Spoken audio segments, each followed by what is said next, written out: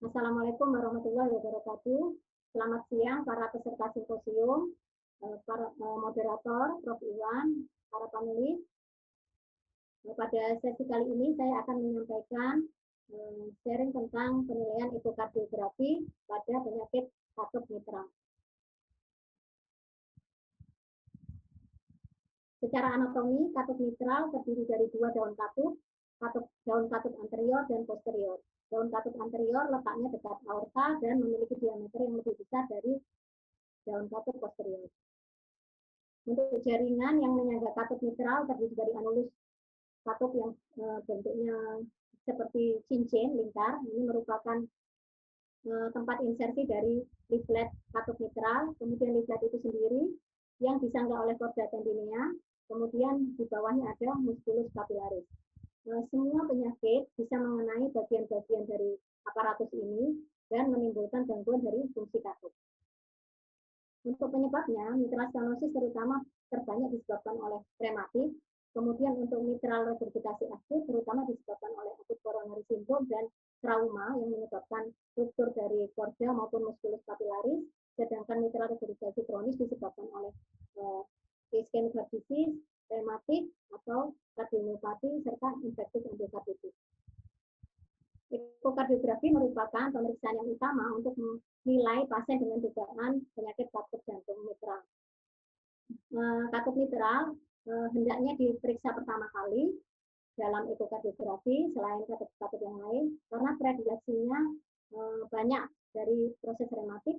Kemudian pemeriksaannya mudah karena ekstruksi dari leaflet valve-nya cukup besar. Kemudian modalitas dari ekokardiografi yang bisa kita lakukan pemeriksaan adalah TTE, transthoracic ekokardiografi, transesophageal ekokardiografi, 3D ekokardiografi, dan stress ekokardiografi. Untuk mitral stenosis terjadi obstruksi inflow dari LA ke LV, di mana kebanyakan disebabkan oleh rematik proses. Pada penyakit rematik ini gambarannya secara anatomi adanya fusi dari komisura dan orifisiumnya berbentuk seperti mulut ikan atau fishmouth appearance. Diameter normal dari orifisium katup mitral adalah 4-6 cm kuadrat. Pada mitral stenosis terjadi peningkatan gradien di tingkat katup, kemudian selanjutnya menimbulkan peningkatan tekanan di LA sehingga menyebabkan enlargement dari LA. Kemudian selanjutnya terjadi peningkatan dari PCWP dan menimbulkan secara kronis menimbulkan peningkatan dari arteri pressure. Jadi terjadi pulmonal arteri hipertensi. Apabila tidak diterapi, maka terjadi gagal jantung kanan yang ditandai dengan adanya TR, RPH, dan tanda-tanda systemic congestion. Semua tanda-tanda ini bisa kita lihat nanti dari pemeriksaan ekokardiografi. Pemeriksaan ekokardiografi yang pertama kita lakukan bisa adalah MROT. Kita ambil dari potongan plat, kita dapatkan thickening dari leaflet, kemudian penurunan amplitude dari gelombang A dan gelombang E, kemudian terjadinya flattening dari EF slope. Hal ini terjadi karena adanya peningkatan dari tekanan pada saat LV filling pressure pada fase diastolik. Kemudian selanjutnya kita nilai derajat keparahan dari MS-nya. Untuk rekomendasi yang pertama bisa dilakukan pemeriksaan dari pressure gradient, kemudian pressure half time, dan MVA planimetri. Untuk pressure gradient secara diastolik kita lakukan pemeriksaan di apical core chamber, kita tekan color CW Doppler, kemudian kita nilai 3 siklus apabila sinus rhythm dan 5 siklus apabila atrial fibrilasi. Nah, pemeriksaan ini dikatakan berkorelasi baik dengan penilaian secara invasif dan memberikan nilai prognostik yang baik. Dikatakan meningkat NS berat apabila lebih dari 10 mm Hg untuk pressure gradient. Yang kedua, MVA by planimetry ini kita ukur dari potongan sah, kita tracing pada saat mid diastolik, dikatakan severe MS apabila diameternya kurang dari 1,5 cm kuadrat, very severe apabila kurang dari 1 cm kuadrat. Namun pemeriksaan ini memiliki keterbatasan, yaitu apabila kita mendapatkan image yang kurang baik, maka tentu sulit untuk men-tracing. Kemudian apabila terjadi distorsi yang parah dari leafletnya atau kalsifikasi yang berat dari anulus maupun leaflet, ini mengganggu untuk pemeriksaan. Pemeriksaan MVA yang paling baik adalah dengan 3D Echo. Dikatakan memberikan gambaran yang lebih akurat, bisa mendeskripsikan secara detail, serta gambarannya mirip seperti yang gambaran pada saat surgery. Nah, untuk pressure half time ini adalah waktu yang diperlukan dari peak velocity untuk mencapai setengahnya. Dilakukan pemeriksaan tracing ya deceleration-nya pada fase media solid. Pada AF kita pilih yang panjang, relatif panjang siklusnya. Untuk PHT ini dikatakan semakin berat derajat PHT-nya, maka semakin tinggi nilai, semakin berat derajat NS-nya, semakin tinggi nilai PHT-nya. Penilaian lain yang bisa kita lakukan untuk mengindikasikan keparahan serta untuk menentukan terapi ini adalah systolic pulmonary arterial pressure. Ini dilakukan dengan dari semua view, kita cari yang terbaik. Apabila kita menemukan TR, kita bisa menilai maksimum gradiennya. Kemudian kita tambahkan dengan estimasi dari right atrium pressure. Apabila tidak ada TR, kita bisa memilih dengan pemeriksaan PPACCT. Dikatakan berat apabila lebih dari 50 mm/Hg. Kemudian anatomi dari katup sendiri harus kita periksa, kita nilai untuk menentukan intervensi yang tepat. Biasanya pada kasus rematik didapatkan fusi dari komusura, ini bisa dilakukan penilaian dengan 3D Echo maupun 2D dengan potongan sak, kemudian penebalan dari leaflet, serta restriksinya, mobilitasnya bisa kita lihat dari potongan plak. Kita juga bisa melihat dari potongan two chamber untuk aparatus survivulurnya apakah mengalami gangguan mobilitas. Kemudian kita bisa melakukan scoring dengan berbagai macam scoring. Ini asesmen dari 2D pada potongan plak dan potongan four chamber. Didapatkan gerakan katup mulai terbatas dan mengalami booming pada saat systole dan diastole. Jadi seperti tongkat hoki. Ini adalah Wilson score di mana kita melakukan penilaian terhadap mobilitas, valve-nya, thickening dari leaflet, kalsifikasi dari leaflet, dan thickening dari subvalvular aparatus. Dikatakan merupakan bisa dipertimbangkan untuk BMP atau PTMC apabila Wilson score-nya kurang dari 8. Penilaian lain yang dikatakan cukup mudah dan akurat adalah scoring secara 3D Echo. Namun limitasinya adalah pemeriksaan 3D Echo ini tidak tersedia di semua center dan harus menggunakan software tertentu. Untuk lesi-lesi lain yang untuk menilai komplikasinya adalah LA enlargement kita nilai dengan LA volume index, kemudian ada tidaknya LASTE yang merupakan prediktor dari thromboemboli event, kemudian ada tidaknya trombus, kemudian apakah ada MR, apabila ada MR kita grading derajat keparahannya untuk menentukan intervensinya, apakah ada katup-katup lain yang menyertai, kemudian bagaimana RP-nya, apakah dilatasi, apakah sudah mengalami disfungsi, apabila ada TR kita melakukan penilaian apakah primer atau standar TR. Kapan kita melakukan pemeriksaan TEE, yaitu apabila pemeriksaan TTE ini kurang optimal untuk hasilnya, gambarannya kurang optimal untuk penilaian. Kemudian untuk menyingkirkan adanya trombus apabila dari pemeriksaan TTE itu kita tidak bisa menilai, mendapatkan gambaran trombus dengan jelas. Kemudian apabila ada kesenjangan antara hasil echo dengan klinis, maka kita bisa melakukan flash echocardiografi, di mana apabila adanya peningkatan PASP atau pressure gradient setelah exercise, maka itu merupakan titik awal untuk bahwa pasien ini harus dilakukan intervensi. Untuk mitra regurgitasi didapatkan adanya aliran darah balik dari LV menuju LA akibat adanya disfungsi dari mitral valve aparatus.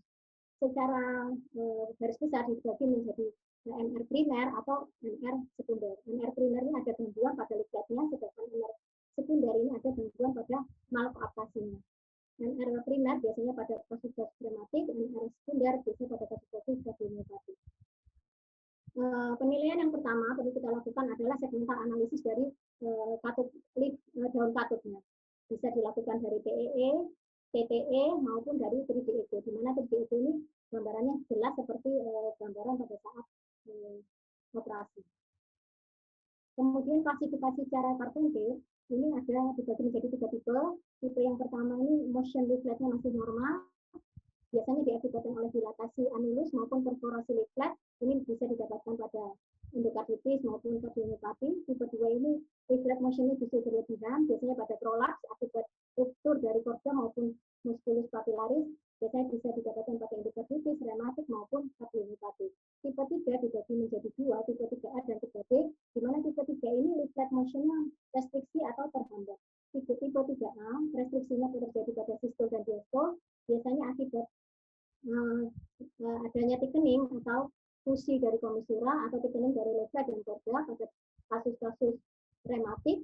Kemudian tipe 3B ini ada gangguan hanya pada sistol saja, misalnya pada kasus-kasus kardiomyopati, di mana terjadi leaflet withering dan displacement dari musculus papillaris. Ini adalah gambaran dari pembagian tadi. Pada tipe 1 ini ada dilatasi dari anulus, tipe 2 ada prolap, kemudian tipe 3 ini ada PNL restriksi, tipe 3A, 3B ini ada displacement dari musculus papillaris terhadap anulus. Apa yang disebut prolap? Prolap adalah displacement dari anulus sekitar 2-4 mm, di mana tepi katup yang bebas, daun katup yang bebas ini masih baik terikat dengan baik. Bisa dilihat dari potongan emot maupun 2G echo maupun 3G echo. Untuk flail ini apabila kita jumpai flail apabila sudah ada ruptur korda dari yang menunjang leaflet tersebut, seluruh korda yang menunjang leaflet tersebut. Nah, ini menyebabkan daun katupnya itu seperti melayang-layang, jadi seperti kiwir-kiwir ya kalau istilah Jawanya. Jadi ini bisa dilihat dari potongan emot juga, dari 2D echo maupun 3D echo. Kemudian bagaimana kita menilai derajat keparahan dari MR? Bisa secara kualitatif maupun kuantitatif. Yang pertama kita lakukan pemeriksaan color jet area. Ini adalah pemeriksaan yang semi kuantitatif. Kita nilai adanya aliran turbulensi di LA dibandingkan dengan diameter LA. Dikatakan MR berat apabila lebih dari 40% LA area itu sudah tertutupi oleh flow yang turbulensi. Selain penilaian secara ini ya proporsi, kita harus menilai apakah jetnya itu single atau multiple, kemudian apakah arahnya itu eksentrik maupun konsentrik. Kemudian apabila arahnya eksentrik, kita perlu melihat arahnya apakah anterior atau posterior karena menentukan leaflet mana yang terkena. Ini adalah contoh ya, apabila severe ini hampir memenuhi seluruh area LA.